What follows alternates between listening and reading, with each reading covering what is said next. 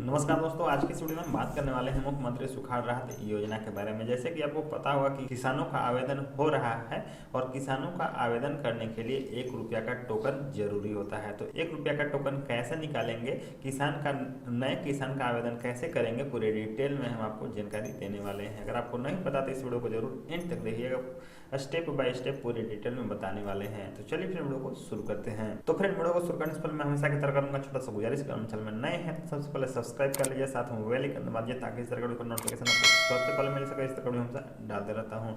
तो फ्रेंड, हम बात कर रहे हैं मुख्यमंत्री सुखाड़ राहत योजना के बारे में। तो फ्रेंड, सबसे पहले पोर्टल पे चलते हैं। तो फ्रेंड, यहाँ पे देख सकते हैं मुख्यमंत्री सुखाड़ राहत योजना का पोर्टल है। इसका लिंक मैं टेलीग्राम पे दे दूंगा, जो भी नोटिफिकेशन होता है टेलीग्राम पे मिल जाएगा। अब यहाँ पे आने के बाद कुछ इस प्रकार शो हो जाएगा, जैसे कि आप देख सकते हैं। अभी तक इस पोर्टल पे जो भी आवेदन हुआ है यहाँ पे अपडेट दिया जा रहा है, यहाँ पे देख सकते हैं। स्क्रॉल डाउन करने के बाद यहाँ पे कुछ इसके बारे में डिटेल है जो कि आप देख सकते हैं। अब चलिए हम बात करते हैं किसानों के लिए 1 रुपया टोकन कैसे निकाला जाएगा, किसानों को कैसे नए तरीके से आवेदन करेंगे।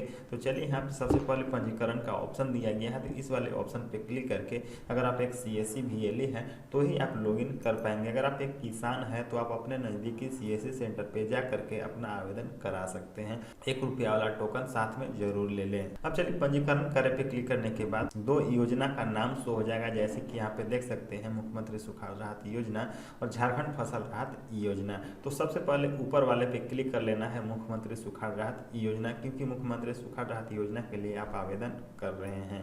तो यहाँ पे क्लिक कर लेंगे। अब यहाँ पे क्लिक करने के बाद यहाँ पे देख सकते हैं मुख्यमंत्री सुखाड़ राहत योजना शो कर रहा है और नया आवेदन करें, आवेदन को पूर्ण करें। मतलब किसी नए किसान का आवेदन कर रहे हैं तो फर्स्ट वाले ऑप्शन पे क्लिक करके आपको आधार नंबर और घोषणा पे क्लिक करके प्रोसीड पे क्लिक करके नेक्स्ट स्टेप में जाना है। अगर पहले से किसी किसान का आवेदन कर रहे हैं और उनका फॉर्म अधूरा है तो सेकेंड वाले पे क्लिक करके आधार नंबर दे करके आगे बढ़ेंगे। तो चलिए हम नए किसान का आवेदन कर रहे हैं तो यहाँ पे आधार नंबर देकर प्रोसीड पे क्लिक करके नेक्स्ट स्टेप में चले जाएंगे। तो फ्रेंड्स, सबसे पहले किसान का आधार नंबर देना होता है, उसके बाद घोषणा पे क्लिक करना होता है, उसके बाद प्रोसीड पे क्लिक करके नेक्स्ट स्टेप पे चले जाएंगे। जैसे कि अभी पता होगा कि अभी किसानों का आवेदन करने में काफी सारे प्रॉब्लम आ रहा है सर्वर इशू का। नेक्स्ट स्टेप में आपको वेलकम टू eKYC CSC मुख्यमंत्री सुखाड़ राहत योजना शो हो जाएगा। फिर से प्रोसीड टू eKYC पे क्लिक करेंगे, क्योंकि यहाँ पे सबसे पहले किसानों का सबसे पहले eKYC होता है, उसके बाद ही आवेदन करने के लिए फॉर्म ओपन होता है। तो यहाँ पे फिंगर दे देंगे किसान का। बायोमेट्रिक अगर मैच कर जाता है तो नेक्स्ट स्टेप में चले जाएंगे और यहाँ पे देख सकते हैं जो eKYC करने के बाद आधार का डिटेल है वो आपको यहाँ पे शो हो जाएगा, यहाँ पे देख सकते हैं। उसके बाद फिर नेक्स्ट स्टेप में मोबाइल नंबर दे करके मोबाइल पे OTP जाएगा, वो आपको वेरिफिकेशन कर लेना है। तो यहाँ पे हम मोबाइल OTP भेज चुके हैं और यहाँ पे OTP दे करके वेरीफाई पे क्लिक कर लेंगे। तो फ्रेंड, यहाँ पे OTP हम दे देते हैं और वेरीफाई पे क्लिक कर देते हैं। वेरीफाई पे क्लिक करने के बाद यहाँ पे अगर OTP सही होगा तो OTP वेरीफाइड हो जाएगा और नेक्स्ट स्टेप में जन्म तिथि, पिता का नाम, श्रेणी, किसान का प्रकार आपको देना होगा और भी जो डिटेल है वो आपको फिल कर देना है। तो फ्रेंड, किसान प्रकार में यहाँ पे 2 ऑप्शन आपको मिलता है। सबसे पहले रैयती और भूमिहीन कृषक मजदूर, मतलब कि जिनके पास जमीन नहीं है, किसी दूसरे की जमीन में काम करते हैं, तो सेकेंड वाले ऑप्शन पे आप क्लिक कर सकते हैं भूमिहीन कृषक मजदूर। इस वाले ऑप्शन पे क्लिक करने के बाद जब इस स्टेप को जब कंप्लीट करेंगे तो आगे आपको वोटर ID सिर्फ मांगा जाएगा और आवेदन को कंप्लीट कर सकेंगे। अब चलिए हम यहाँ पे रैयती पे क्लिक कर लेते हैं, पासवर्ड दे देंगे और कैप्चा दे देंगे। उसके बाद घोषणा पे क्लिक कर देंगे और जब फॉर्म कंप्लीट हो जाएगा तो रजिस्टर पे क्लिक कर देंगे। रजिस्टर पे क्लिक करने के बाद नेक्स्ट स्टेप में आ जाएगा कुछ इस प्रकार, जैसे कि आप यहाँ पे देख सकते हैं। और आगे व्यक्ति विवरण आपको नजर आ जाएगा, जो स्टेप्स आपने कंप्लीट किया है। अगर इसमें कुछ त्रुटि है तो आप सुधार नहीं सकते हैं। आगे में आपको पासबुक अपलोड करना होता है, पासबुक आप सही अपलोड करें और लास्ट में फाइनल जो है सबमिट एप्लीकेशन होता है। फाइनल सबमिट एप्लीकेशन कंप्लीट करने के बाद फिर आपको सुधार करने का मौका नहीं मिलेगा। आप जब आवेदन कर रहे हैं तो आवेदन करने समय आप अच्छे से ध्यान पूर्वक आप किसानों का आवेदन कंप्लीट करें। चलिए हम यहाँ पे पासबुक अपलोड कर लेते हैं। पासबुक अपलोड पे क्लिक कर देंगे और सुखाड़ की स्थिति में आपको यहाँ पे सिलेक्ट कर लेना है। 2 ऑप्शन आपको मिलता है, क और ख।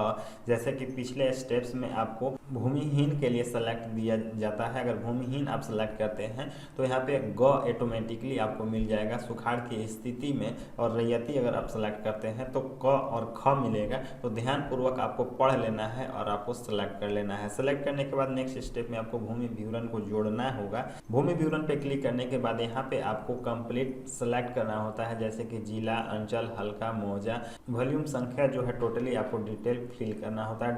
टोटली डिटेल फिल करने के बाद जो है एड लैंड पे क्लिक कर देना होता है। और एड लैंड जब हो जाता है, जब एड लैंड हो जाएगा तो कुछ इस प्रकार शो हो जाएगा, भूमि विवरण देखे और नीचे में जो टोटल आपने डिटेल फिल किया है वो आपको यहाँ पे शो हो जाएगा। उसके बाद फिर भूमि फाइल जोड़े पे क्लिक करके जो फाइल है वो आपको अपलोड कर देना है। अब फाइल अपलोड क्या क्या करना है चलिए वो हम आपको बताते हैं। उससे पहले यहाँ पे एक और फाइल अपलोड क्या क्या करना है चलिए वो हम आपको बता देते हैं। उससे पहले यहाँ पे एक ऑप्शन दिया गया है, क्या भू स्वामित्व प्रमाण पत्र आपके नाम पर निर्गत है, मतलब कि जो आपने रसीद दे रहे हैं वो आपके नाम पर निर्गत है या फिर आपके पूर्वज के नाम पर निर्गत है। अगर आपके नाम पर है तो यस कर दीजिए, अगर आपके नाम पर नहीं है तो नो कर देंगे। उसके बाद फिर यहाँ पे आपको प्रमाण देना होगा, भू स्वामित्व प्रमाण पत्र, और यहाँ पे आपको PDF में अपलोड कर देना है। साथ में आप जमीन का रसीद और वंशावली आपको अपलोड करना होगा और जमीन का रसीद अपलोड कर देना है। अपलोड करने का यहाँ पे डॉक्यूमेंट साइज जो है वो 500 KB से 1 MB के बीच में होना चाहिए, तभी आपका अपलोड होगा। तो चलिए हम यहाँ पे PDF को अपलोड कर देते हैं। अब अपलोड पे क्लिक करने के बाद जो है यहाँ पे अपलोड हो जाता है। डिटेल चेक कर लीजिए, अगर आपका सभी डिटेल सही है तो सबमिट एप्लीकेशन पे क्लिक कर दीजिए। सबमिट एप्लीकेशन पे क्लिक करने के बाद नेक्स्ट स्टेप में चला जाएगा। नेक्स्ट स्टेप में आपको पेमेंट कर देना है। पेमेंट जब आप करेंगे तो यहाँ पे 1 रुपया का आपको पेमेंट करना है, जो कि पहले जो पेमेंट होता था वो 14 रुपया कुछ पैसा पेमेंट होता था, लेकिन अब 14 रुपया को हटा करके अब सिर्फ 1 रुपया पेमेंट करना होगा। यहाँ पे देख सकते हैं अमाउंट पे जो है 1 रुपीज है और यहाँ पे पासवर्ड और वॉलेट पासवर्ड दे करके आपको 1 रुपया का टोकन कटवा लेना है। 1 रुपया का पेमेंट कर सकते हैं और किसान से जो है सिर्फ 1 रुपया लेना है। तो चलिए यहाँ पे वैलिडेट पे क्लिक कर लेते हैं। अब जब पेमेंट करेंगे तो सक्सेसफुल जब पेमेंट हो जाएगा तो फिर से आपको पावती मिल जाएगा।